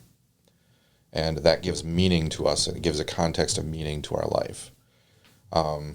That's why, legends and stories were passed down for generations, in the ancient medieval world before the modern era. That was the identity of the people. That was who they were. And that was the context of their community. But I think what The Last Jedi was doing is basically saying, none of that matters. None of that actually determines anything. None of that means anything. Your identity is just whatever you want it to be. Yeah, but see, that goes against Star Wars. Because Star Wars is all about, the whole point of Star Wars is all this stuff is passed down to the Jedi. It's held in an archive. And I just read the comic where the archive gets destroyed. But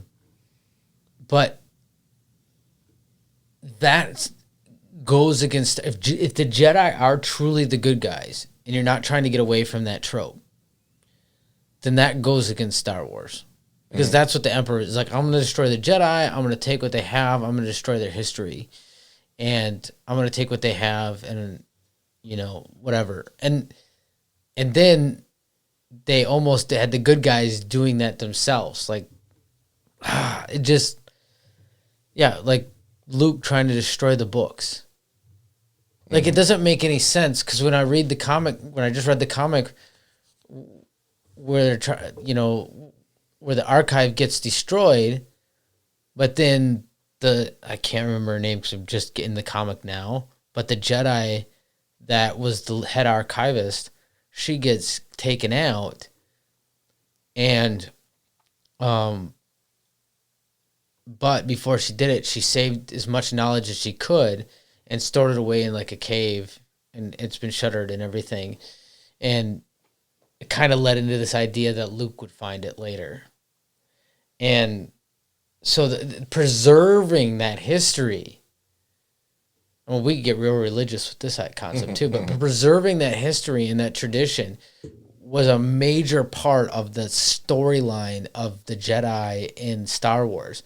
And then it's one thing that the Emperor is trying to undo it. That's part of the story, that the Emperor is trying to undo it. The Sith is trying to undo the Jedi and that history. And they're jealous of the history. That's kind of what it is. It's a little bit of an envy of the history. And they're trying to undo it.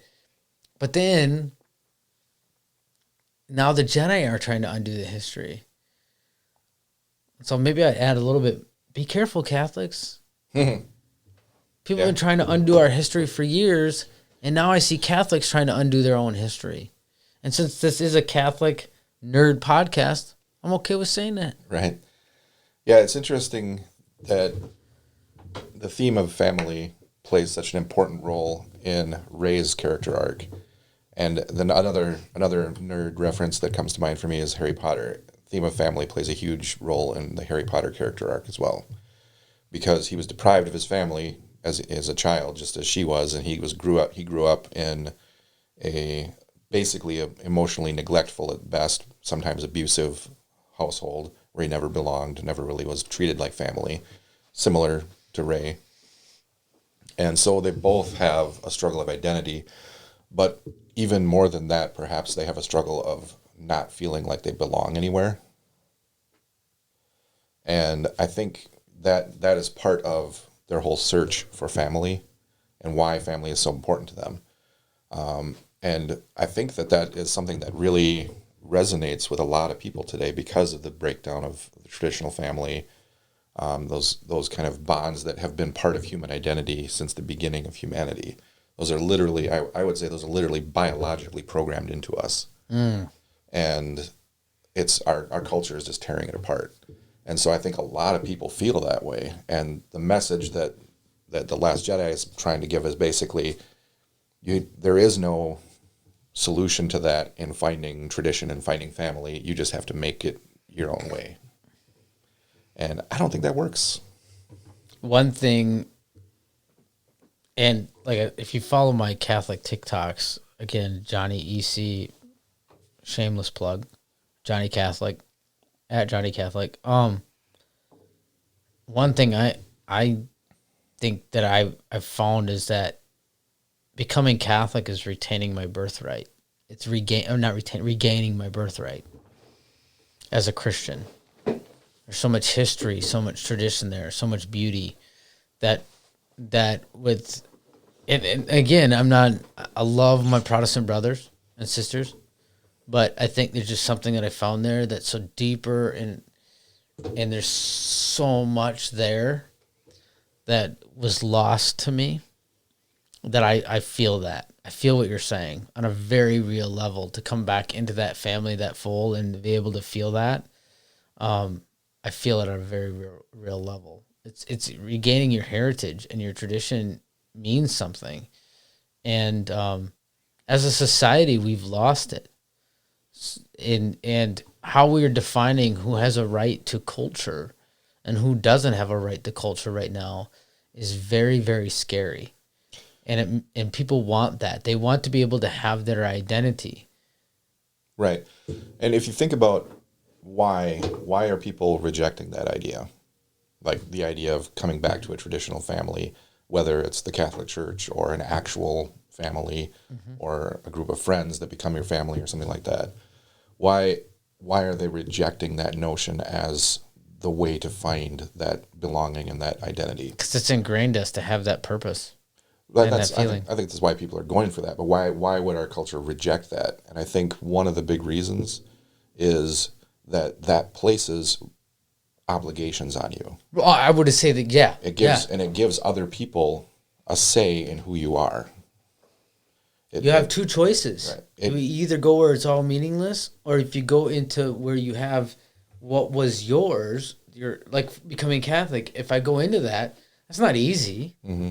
You have to, it's a huge submission to a lot of things that you have to be ready for. But a lot comes with that, you know? Right. And I think it's basically that a lot of the elements in our culture are essentially choosing absolute self-determination, which I would argue is ultimately an illusion. Right, I would too. Over the obligations that come with the traditional family.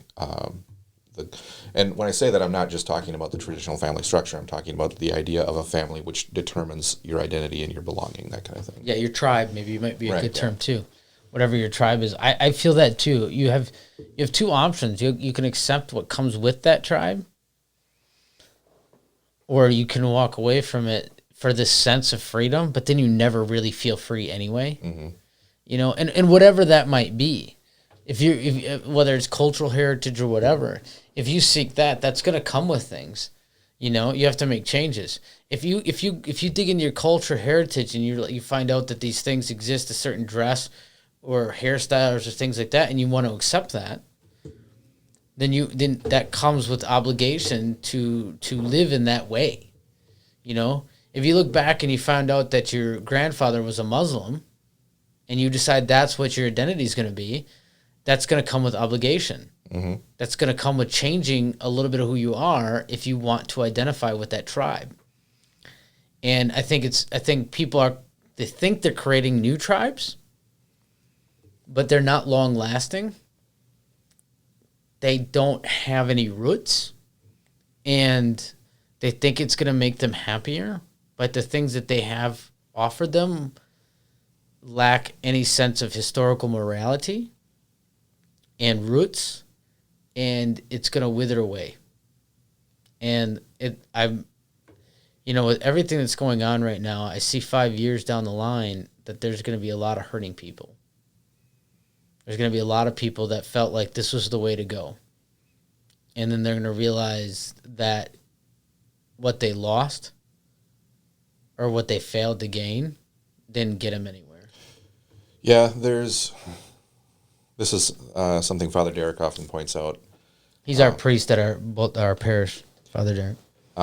But there's really two things that are like the pillars, if you will, that determine whether a philosophy will be successful or not, or even like a religious doctrine or a sect or anything like that. There's two key things that they kind of have to get right, and everything else will be mild.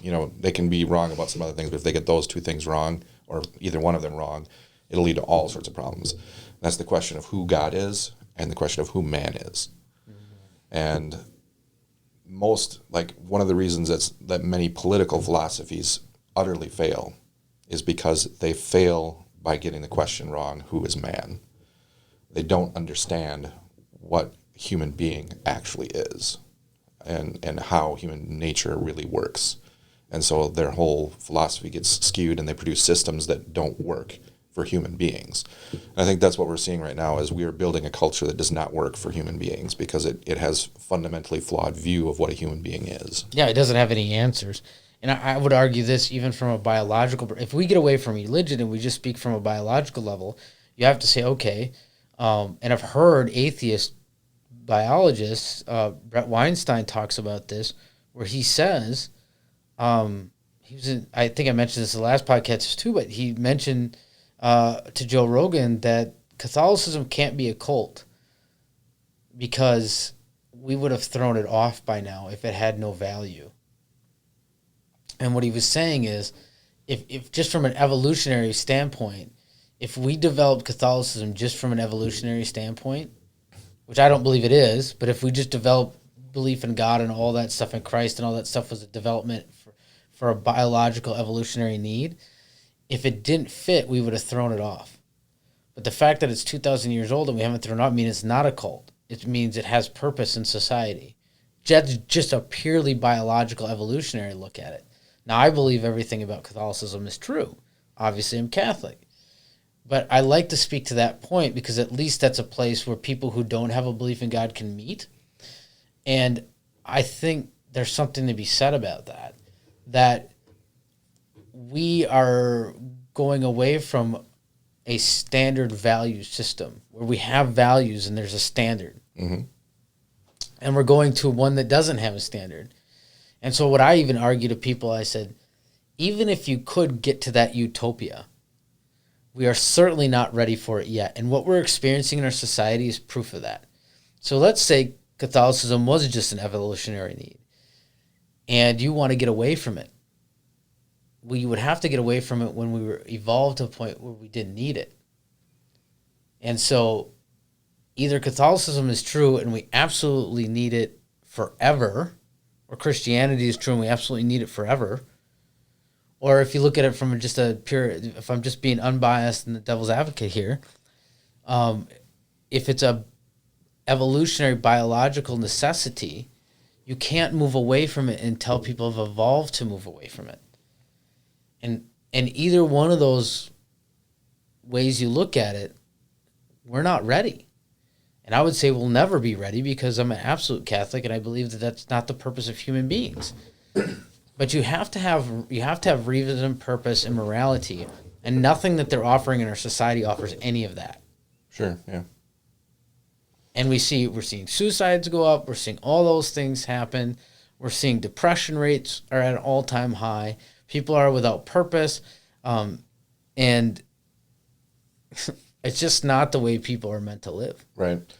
Yeah, and this is stuff that actually I think is important and pertinent to a conversation about story, because story actually fills a really important role culturally relating to a lot of this stuff. That, again, there's different types of stories, but one of the kind of the basic things that story does, it tells us who we are. It tells us kind of our place in the world. It tells us what the world is. They convey a world. It tells us, if they're myths and legends and they're mythologies, they tell us about God. That's kind of the defining. A lot of people use the word myth today to mean something that's not true, but originally the word myth meant a story about the gods, basically. So it was a story about divine aspects. Didn't mean necessarily that it wasn't true, and that's why, you run into this occasionally. C.S. Lewis, J.R. Tolkien, and their crew, they talked a lot about myth, and they talked particularly about Christianity as the myth that's true. And they were using the term myth in the sense of kind of divine stories that showcase the world and the divine nature in the world, that kind of thing. And so they didn't mean by a myth something that's not true. They meant a story that kind of unveils reality, like the wholeness of reality. Sure. But that's kind of, what the function that stories served for thousands of years. And it probably still serves that function, but we're telling different values with it. And that's another thing. You mentioned values. Cultures absolutely need shared values. No culture can survive without shared values. And that was one of the major roles of story, again, was to pass on values, to reinforce values, to kind of convey what our community's values are to the next generation, that kind of thing. Right. And my fear is, too, whatever tribes are trying to make now is not natural. It seems forced. And basically the problem becomes you can, but if you try to create a value system and then try to take mine away at the same time, that's what's causing a lot of animosity and polarization right now in our society. And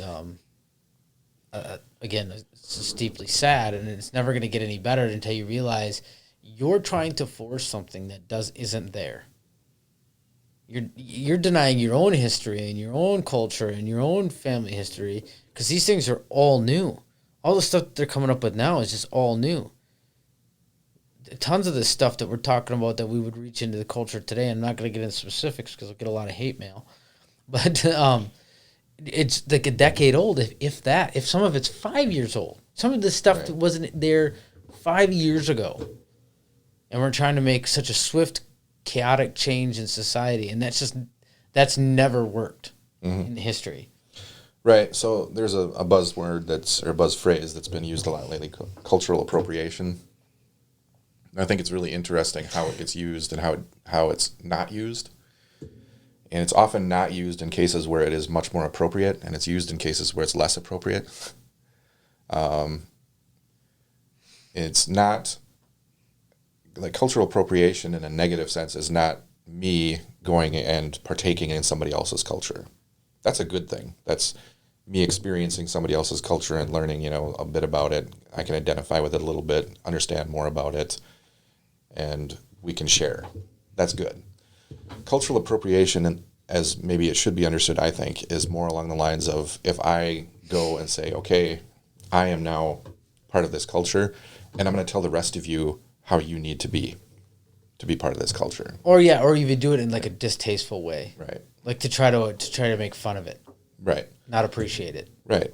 And that's essentially, granted these are subcultures and stuff like that, but that's essentially what people in Hollywood and Disney and things like that have been doing with these fandoms, with Star Wars, Star Trek, Doctor Who. A lot of the fandoms have been experiencing this upheaval because new people have kind of taken the helm of directing the franchise, which they have a legal right to do. They own the the intellectual property rights, but they're redirecting the whole thing in a new direction. And you've got all these people who have bought into it and made it their culture over. And they made it their own. They've owned it, yeah. Right, for decades. They've taken ownership of it, even if they don't have legal ownership of it.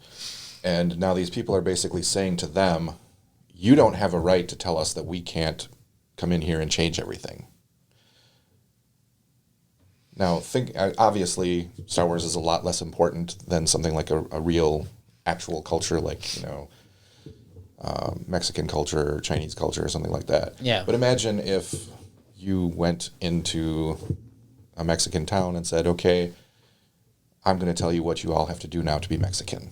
Or if you started telling people, I'm Chinese, I own China, now you have to you have to follow what I say in order to be Chinese.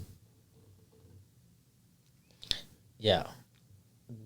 Speaking of that, I think I mentioned this to you. How do you feel about them taking Tolkien's work and some of the rumors about what they're going to do on Amazon Prime? Sure. So I think it's Amazon Prime. It is Amazon Prime, yeah.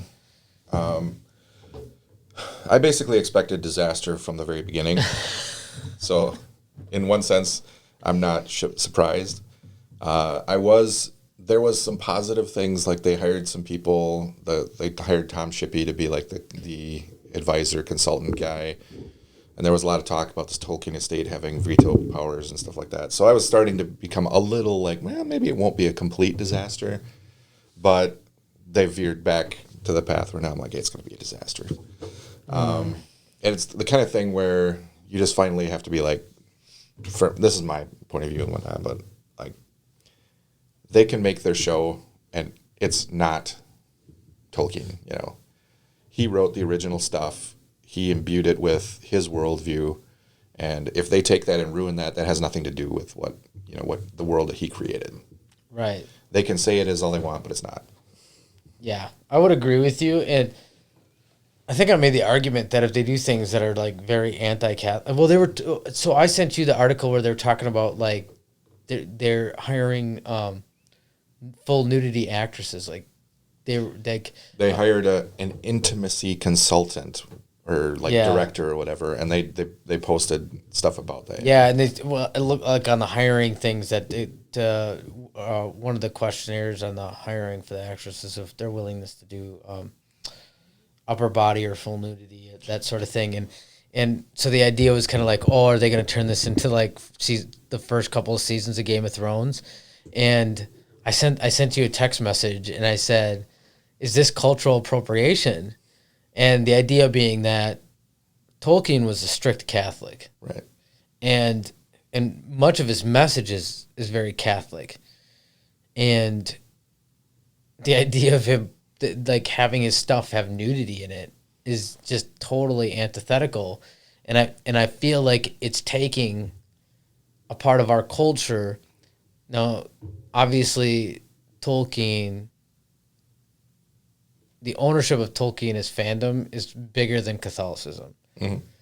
But nothing in his work implies any kind of nudity, and I feel like them taking that is a certain amount of that. By disrespecting his work, they're appropriating something that's very unique to Catholic culture. But I don't know, what's your opinion on that? So this raises the question, the infamous term that has been thrown around a lot lately, of gatekeeping, and like determining who can be a real fan and who can't be a real fan. Basically. Yeah, I don't want to do that. You can't be you can be a fan and not be Catholic. I made that clear, but it's also understanding that he was Catholic and he would never do something like that in his books. He would never write a sex scene like that as a Catholic. Sure, but I don't think gatekeeping is a bad thing. Oh, okay. Yeah. Obviously, it can be done badly, as basically anything, even good things can be done badly. But every community has the right to say, this is what our community is, and you don't get to come in here and change it just because you like aspects of it, but you don't like other aspects of it. Okay. And every community can say, sure, oh yeah, you like what we like, that's cool, come on in, but this is, if you're not really into what kind of the core of what defines us, then you don't really entirely belong. You're welcome to hang out, but there's nothing wrong with that. And like, I've been a member of various Tolkien forums and Tolkien groups and stuff like that over the years, and my obsession with Tolkien goes beyond just him and the Lord of the Rings. It goes on to the group called the Inklings that he was a part of, which C.S. Lewis was also a part of, and they had a few other close friends of theirs that were parts of this group, and they would get together and share ideas, and they really, that group had a lot of philosophical roots with it, and they had a distinct worldview. Not all of them shared it. So, I mean, even that group was heterogeneous that way. But there was kind of a core philosophy that really brought the core of them together. And to me, it's like that philosophy is a big part of what attracts me to it. And that shines through in their work. And I understand that probably 90% of the people who read this don't get any of that at all, because they don't have the background of actually reading about the rest of the group. They haven't read, the philosophy of Owen Barfield, who was a big influence on C.S. Lewis and Tolkien and stuff. Yeah, like but that. just keeping in mind, I loved Star Wars. Just seeing the basic episodes. Now I'm reading more back canon right now, in the comic books and watching the cartoon. Clone Wars, and then eventually I'll watch the Rebels. I'm getting more interested in now with that. Am I more of a fan now or no? I'm just gaining more knowledge. So there is an entrance point, but I wouldn't deny people that had more knowledge than me. I would be like, oh, that's interesting. But it's okay to love these things at a surface level, and if you want to get deeper, you can. Sure. But it's not okay to change them. Right, and that's kind of where the real issue comes in. It's like, if you don't want to get into the Inklings and all that kind of stuff, that's fine. You're not a bad person for that. Yeah. But or you could be like me and can't mispronounce names. If you just like the movie that you saw and you expect everyone else who is into that stuff to change in order to cater to you, that's a totally different story. Yeah, no, yeah, right. Because I feel, as somebody who's a bit of a fanboy, and I say a bit because, again, I love these things a little more than surface level. I always start at the surface level, and I love these things a little bit deeper. And I'm getting deeper now into Star Wars. There's points in time where I've dove a little deeper into Lord of the Rings. Not deep as you have. Like I said, I mispronounce names. And everybody mispronounces Lord of the Rings names. No, that's good. Probably me too. But I also respect that the gatekeepers, the people that hold the knowledge, the deeper people, are the ones that make you fall in love with it more. And they're the ones that hold it together. So even if you're a surface dweller, you can appreciate it without knowing what all is going entailed. I mean, with all these great stories with huge cannons, whenever they do something, they bring in people who are experts. And there's a reason for that. When they don't bring in people who are experts, the people who are at home that are experts, which there's a lot of them with these bigger cannons, they get ticked off. Mm-hmm. And then guess what? Even somebody who's a little more at the surface, I find out about, I'm like, wait, is that true? This guy didn't really do this, or he was already dead when this happened, and now it doesn't make sense. It was like, then you get upset too. Like, those people help keep the story intact. And there's nothing wrong with that. So even if you don't go that deep, appreciate the people who have, because they hold it together. Right. And another aspect of that too is that a lot of these stories, like the Chronicles of Narnia, you talk about C.S. Lewis, or the Lord of the Rings with J.R. Tolkien, and I would say even Star Wars too, they have, and even Harry Potter, I would say too, they have a deeper element in the story that's not immediately accessible to everybody who reads it. You have to actually dig into it and sometimes even do research in order to dig out some of the stuff that the author put in there. Right. And that, to me, really enhances the story. You don't have to know all that stuff to enjoy it. And from my perspective, I think a lot of the people who do enjoy it without knowing that stuff, they get some of the benefit of that, even though they don't know it. Right, right. But if somebody who gets a hold of it, like a movie producer or director or something like that, and they don't know any of that stuff, or even worse, they don't like that stuff, they change the very, the deep stuff that makes the story what it is, that was kind of the beating heart that everybody was drawn to, whether they really knew it or not. And they can produce kind of a facsimile of it, a husk, if you will, that looks a little bit like it, but it's not the same story anymore. because it's lost the heart that made it what it was. And I think that's the real problem that you run into when you don't have gatekeepers, because what drew people to it originally ends up getting destroyed.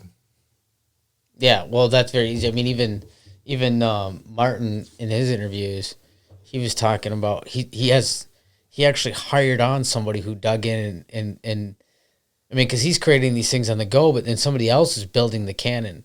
I mean, not building it, but they're collecting it. Right. Yeah. And then he's gonna write something, and then somebody else reminds him, no. That thing is gone, or that person doesn't. You killed that person. You know, he has to be reminded of some of this stuff by some of the people that become his fandom. And so I think he actually hired on one of the big gatekeepers of his fan stuff, because so that you know, to check his work, to make sure he doesn't slip, because he realizes the importance of it, of holding that together for the fans. And I think that's why I feel so strongly about Jon Favreau, because I feel like he's listening to the fans, he's listening to those gatekeepers, and that's what makes them, you know, going back to The Mandalorian, and then we can close this kind of up, but The Mandalorian is so great because you're somebody that it cares about the storylines coming together. So even if he does connect us with Snoke, and obviously he's connecting Grogu to the Coruscant and all this, I mean, making these connections, these deeper, you know, everything interweaving in is what people want. It doesn't devalue the previous stories. It brings value to them. And you have to know the stories. You have to know the stuff better. Like a good example is that lady that's on TikTok that I follow on her Star Wars. She's fantastic. She knows all her stuff. By the way, stop being mean to women who like fandom stuff. She gets so much flack, and she's so much better. I mean, her stuff is so much more interesting than half the guy stuff that I've watched. But she's got such a deep passion for Star Wars, and she brings up, and she's like, "Oh, this is in the comic book. I'm running out to BAM and buying the comic book." I'm like, "This is fantastic," and then I suck up more of the canon, and because of somebody else's passion for it, and you can feel that when, you know, Jon Favreau does his work. Sure. Yeah. He loves it. Yep. And so bringing this around to the close, what was your favorite episode of The Mandalorian? Favorite moment for Mandalorian this season? Why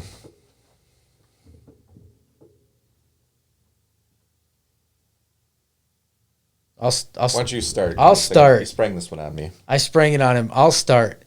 It is definitely a tough one between Ahsoka Tano and Boba Fett. But I would have to lean on Boba Fett because I've not watched enough of the Clone Wars cartoon yet to love that character as much. More with her, it was just really cool to see a Jedi again. But Boba Fett, man, somebody made a TikTok. I sent it to you with that. You know, do you ever know that you're my... Oh, my. And it's him. He's choking the guy out. He's shooting another guy. He's tearing the place apart. He's dropping like 10 dudes. Man. Yeah. That was fantastic. I was screaming. Probably go with Boba Fett. Yeah, you too. Yeah, I was really curious what they were going to do with his character. Yeah, because we did see him in episode, I think it was the first episode. Maybe it was first or second episode. I was very curious whether he would be like like Din Djarin's like an honorable man kind of thing, you know.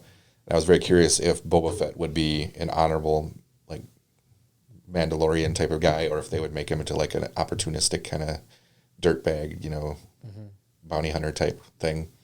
So I'm glad I liked what they did with him. So yeah, I thought that was cool that they gave. That was the first time they explored the roots, because there was always a big question whether Jango. We knew that Boba Fett wasn't necessarily Mandalorian, but Jango was, and we didn't know that until he said it. That yeah, I think there was some like debate in the old canon, like it went back and forth. Yeah, it's never been official, right? And then, you know, people thought that, and so then they gave that a backstory there. Again, see, that's what Jon Favreau does. He don't put out mystery boxes. He fills them. and he opens them up, and it's like Christmas morning. All of a sudden, shows the signature on his suit. And he said, this armor belonged to my father, who was a Mandalorian, and he fought. I think it was the Mandalorian Wars. I don't know enough about that. There's a Mandalorian Wars that he fought, the Mandalorian Civil War that he fought in. And now you have this story of Django, and it's like, I'm standing there, and he's telling that, and I remember the helmet. He picking up his dad's hat. I am a simple man making my way in the universe. Yeah, that was a something. That was a lean back to something Django said too, and so it's just a beautiful moment that just exemplifies why Jon Favreau is so good in The Mandalorian, because he didn't do it. He didn't like. He took a guy that you thought was kind of just this dirty bounty hunter, and that had some backstory. You got a little bit in episode 3 when his dad. Was it episode 3 when his dad died? Django? I think it was episode 3. It was on. It was in the first. It was in 2 or 3, but I can't remember if it was at the end. It was on Geonosis, right? Yeah. Yeah, I think that was episode 2. Yeah, maybe it was at the end of 2, but because it was when Anakin and Padme get captured on Geonosis. Yes. There was a little backstory there, and then it filled it in. And it just made you fall in love with Boba more. But just the action scene there too is just sick. Yeah, it was pretty epic. Just sick. But again, that he did the thing. He did the thing where he offered you something. You called it something about the where he offered you something. There's a scene where he looks over at the Razor Crest, and the Razor Crest doors are open. And okay, so that's the thing. They offer you something, and then the next couple scenes later, it paid off. Yeah. It paid off. He went and got his armor because the Razor Crest blows up, which R.I.P. to the Razor Crest. I've never cried over a vehicle before, but I teared up. I didn't quite tear up, but I was a little shocked when it blew up, yeah. It was a bit of and I'll let you talk about this too, but the Razor Crest gets blown up, and then you also get Slave 1 back. It's still going. I really don't have anything. I mean, yeah. Is it still Slave 1, or is it actually? I suppose it's Boba Fett. So didn't they go through like multiple iterations of that ship too? I don't know. Yeah. I will tell you this: that when I bought, so Disney failed horribly. My son loves this show. Begging to see it. My wife was like, "Oh, it's probably too violent," even though he's seen all the other Star Wars. And then his friends wanted to see it, or saw it, and wanted him to see it so they could talk to him about it. And he's like, "Well, they're all talking about it." I'm like, "I'll be damned if my son is going to be in the lunch line and can't talk about Star Wars." So I'm like, he's watching. My wife's like, "All right." So we watched The Mandalorian, and he's like, after the first episode, he's, "I want a Mandalorian action figure for Christmas." He's 8. Good luck finding this junk. Disney dropped the ball bad. They're unprepared. I guess it had something to do with COVID and manufacturing, but then a bunch of, people either bought it for collecting purposes or were buying the stuff up there was a lot of scalping because they were buying it up, and like a $15 action figure is like $30 now. They're doubling their money. A lot of scalping going on, but the stuff is far more desirable. Well, Disney also took a hit with 7, 8, and 9. Like the toys were not that desirable, and now the Mandalorian, I think, they are again. But I suppose they probably predicted there wasn't going to be, because everything they're doing now is pre-order until the February. So I think they're predicting it. When I see stuff like that, I have to ask myself, Disney of all people, they're in the business of predicting what people want and giving people what they want, right? Yeah. They sell people what they want. That's what Disney does. They fail horribly at it. How can you not know that you make? It's such a bad failure at their one job to not realize people aren't interested in this, and they're gonna be interested in this. Right. Yeah. You give people cardboard one-dimensional characters, and they're not interested in buying those action figures. Shocking. Yeah, well, you're absolutely right. And then, but so anyway, the point I was making with all that is so many people have collected this stuff over time. So he's like, I'm like, what do you want? And he's like, well, I want a speeder bike. That same speeder bike that they showed on that episode with that trooper has been released like 15 times over 30 years. So it was not hard to find a mint in box. I was like, man, I want a real speeder bike. Yeah, me too. But it wasn't hard. I would be dead within the week. Yeah. The Mandalorian, the episode where he crashes, which is perfect because the speeder bike I got him was like a crash speeder bike. So I think it was released in the early 2000s. I don't even remember for what movie, but it's like the exact same speeder bike with the same trooper on it.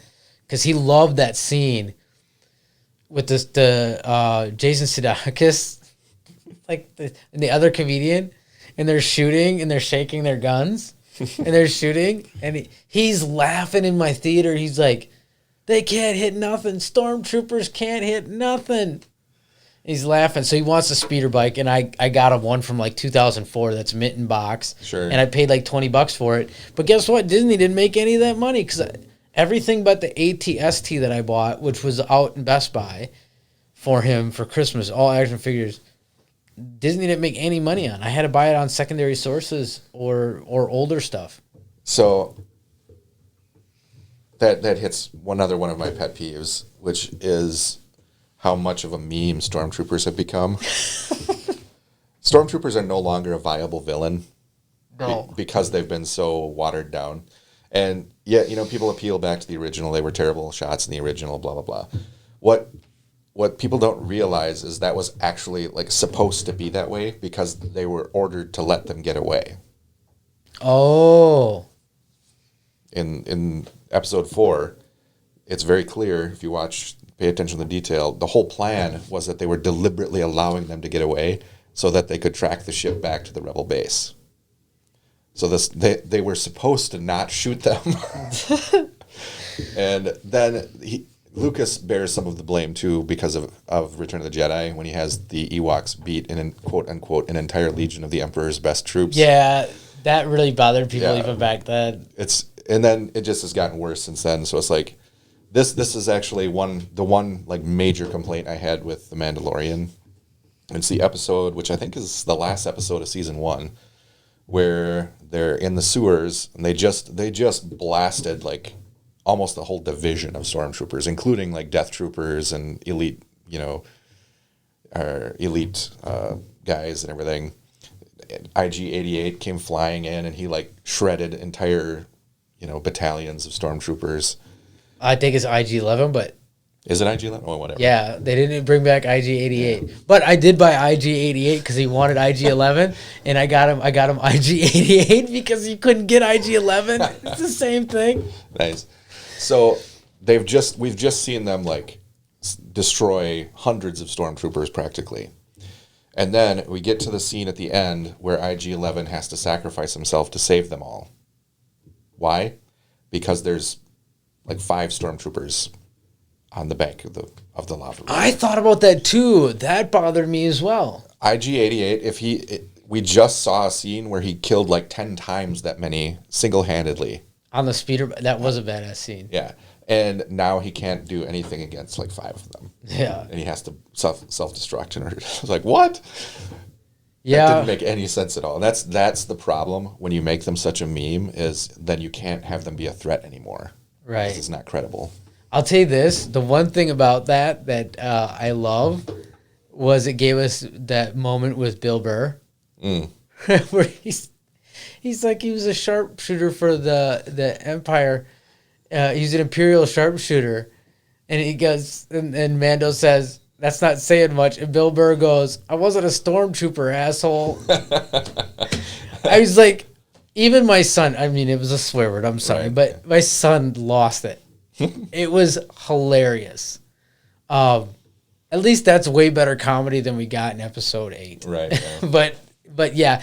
So the stormtrooper kind of trope gave us that joke, and I kind of loved it. But you're right, it does make things harder because I felt that too when IG-11 was he's just a nasty robot, and then he goes, they're coming up and they can see these guys coming, and I'm like, if they can see him coming, then why does he have to do that? Mm-hmm. Why didn't he just go out and just like, do his little spinny thing with like 15 million shots and boom, boom, boom, boom, switch, boom, boom, boom, and they're done. Yeah. It didn't make any sense. It bothered me too a little bit.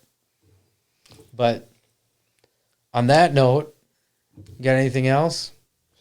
I could talk about this stuff for hours, man. I know we could both talk about this stuff for hours. But I think we'll have to leave it end. I think we maybe will do a mini episode after. I think we have 2 more episodes for Mandalorian, and it might be worth doing like a mini episode just to cover some of the cool stuff that happens there. But yeah, I think that's it for I mean, this episode was kind of for us to show off our geeky side, which we also want to do here. Our intention is, if they put out another Star Wars movie, we're gonna go watch it, and we'll come sit in here afterwards. With the complain about it. And complain about it, maybe, or say that it's great if Jon Favreau directs it. So that's kind of what we want to do with the show, is not just always talk theological stuff, but like we did tonight, bring in the theological stuff, because it is important and it does affect how we look at stories. Does affect has something to do with what we believe and how we live, and so we want to tie that in. So I think that's going to be all. We'll come back and do a mini episode after season 2 has ended, and wrap that up. And then, from now on, if, make comments or whatever, let us know if there's a movie you want us to review. We'll certainly take a look at it. So that's it for this one. So, all right, man.